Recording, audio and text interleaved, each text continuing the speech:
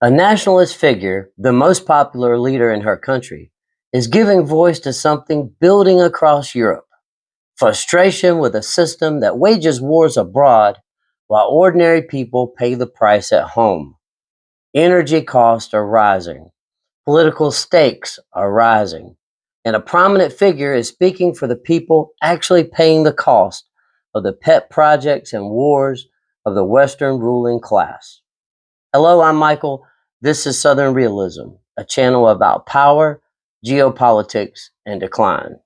In France, National Rally leader Marine Le Pen is openly attacking Donald Trump over the war he recently started against Iran. She called the U.S. and Israeli strikes and weeks of bombing of both military and civilian targets in Iran a mistake, and said that they were carried out blindly with no regard for the consequences, which Le Pen called catastrophic.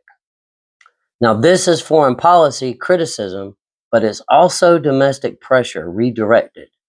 A ring of destabilization surrounds much of Europe.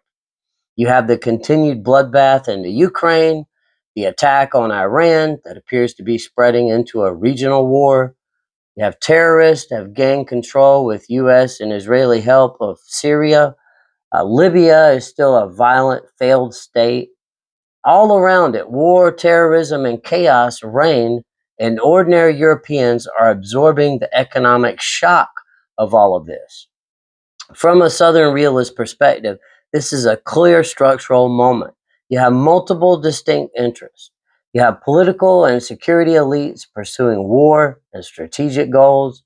Financial and industrial sectors are profiting enormously within these systems, and ordinary Europeans are facing rising costs, declining stability, and no direct control over any of these decisions. Now, that last group has been largely unrepresented, a neglected distinct interest. And when that happens, pressure builds. What Le Pen is doing right now is stepping into that gap as a political vehicle. She's taking diffused frustration with higher fuel prices, cost of living strains, economic uncertainty, and giving it a political direction, which is what political vehicles do. They take the interest, they organize it, they sharpen it, and they push it into the system. And the broader pattern here is difficult to ignore.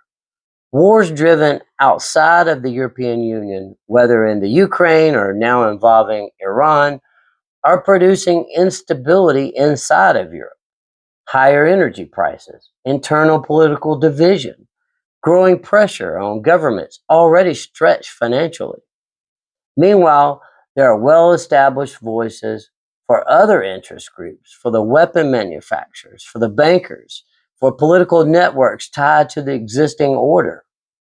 But for the average European consumer, the one paying the bills, representation has been limited.